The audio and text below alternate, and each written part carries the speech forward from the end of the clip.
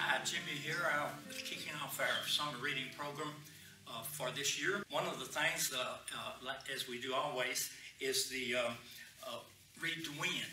Read to win is when you read a book, you record that book, bring back the slip, drop it in a box, and we draw it. Every week we'll have a winner, and you'll have to come by the library and see the gift. It's really, really a nice gift. One of the other things we will be doing is a story time by John. And if you haven't seen that John tell the story, then you've been missing out on something. He's really, really great on storytelling, so be sure to try to catch some of those. The final thing that we will be doing is we're going to start doing a Quilters show and tell. We have several quilters in the Middle Tennessee area that have promised to come by, bring some quilts, and talk about quilting. So we'll be doing that also. And then at the end of the program, we will have a night with the drive-in. So we'll be doing some of the flyers, and it's always posted on our website. And if you have any questions about any of them, just give us a call at the library. So today we are going to start our Quilters show and tell. And I have Cathy here with me today. Cathy is our director here at the library, and she has brought some beautiful quilts, and I'm going to turn it over to Cathy and let her tell you a little bit about those quilts. Thank you, Jimmy. When Jimmy came up with this idea about the quilts, I said, I love it, but I want to participate. And I didn't think there for a little while he was going to let me. But he finally relented, and so I'm very happy to get to show you some of the quilts from my house. So the first one that you're seeing here, my Granny Sarah, most of you might have known Granny Sarah. Her name was Sarah Ida Myers Savage. Only if you heard people in Doyle say it, they said Sarah Ida. So Sarah Ida was my grandmother. And she made this quilt top for me. Probably I was in my mid-teenage years, something like that. She would make you the quilt top, but you had to quilt it yourself. So my mom and dad put up quilting frames in the basement. This one is just backed with a flat sheet. My dad would pull it tight and pin it, and he would sew it to the frame to make it work and roll it up in the middle. And of course pin the batting down and pin the quilt top down. And that whole winter we spent quilting.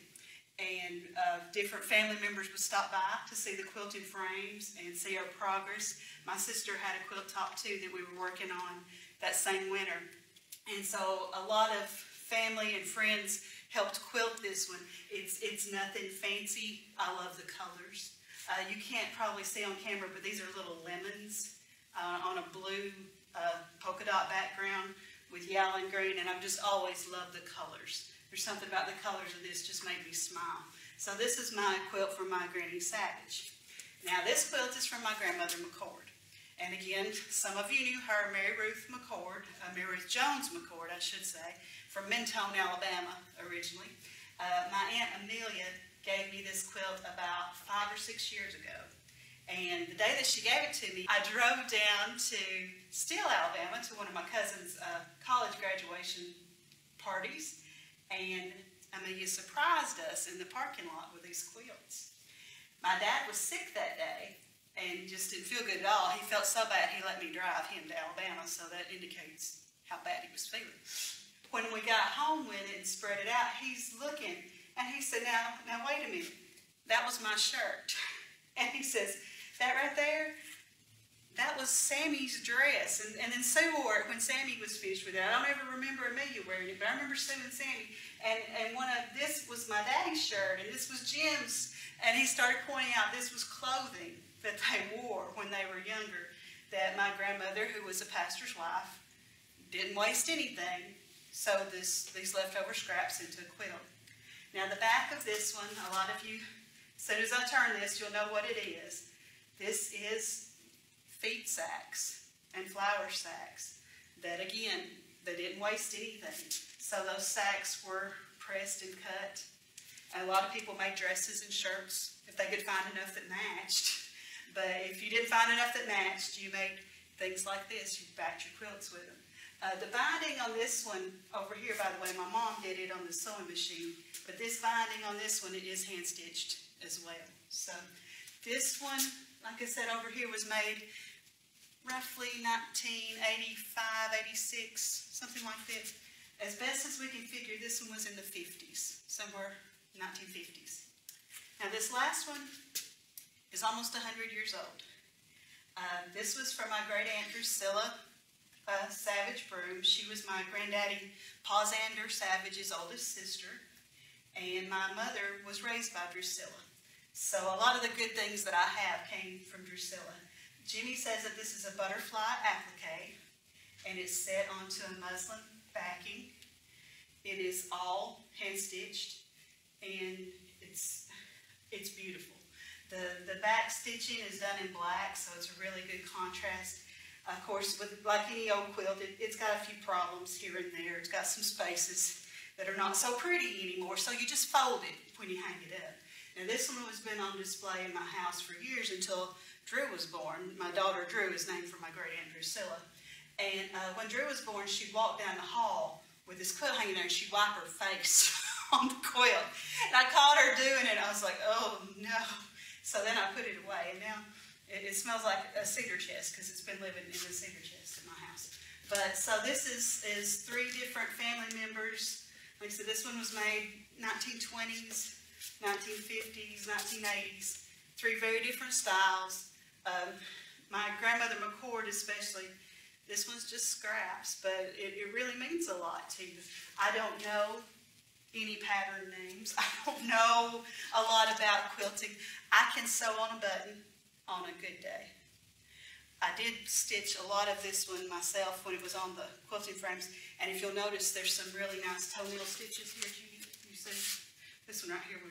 You got a good toenail right there, probably.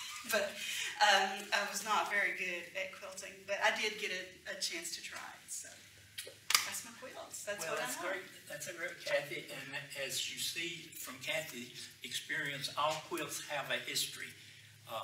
If you quilted them yourself, or if someone else quilted them and gave them to you, they're really special to you.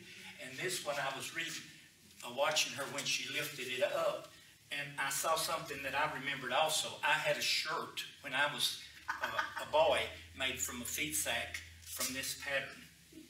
I can remember that very well. And as she said, when my dad would go to get feed, my mother would always say, if you get 2 bags, make sure they match. Make sure they match. That was a big thing. That's a big thing. Well, and you can tell these are good size pieces of fabric. If you got 3 or 4 that matched, you could have a big dress out of that. And in quilting, you know that the history of quilting is using scraps that you can't use for anything else. They wound up making quilts. And this one is especially pretty, and as I told Cathy, this is a butterfly applique put on with the embroidery stitch, and that's one of the early quilts also, Cathy. My sister has one just like this, Jimmy, that's bound with the pink and the white fabric like this, but hers is a Dutch doll, and mine's the butterfly. So this quilt, I guess, has a sister quilt.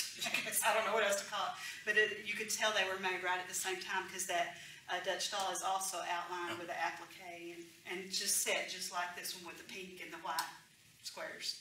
And quilts have, so many quilts have different names and different patterns. And as we go along with our quilting show and tell, I'm sure that we're going to see a lot of quilts that are different patterns and different stitches.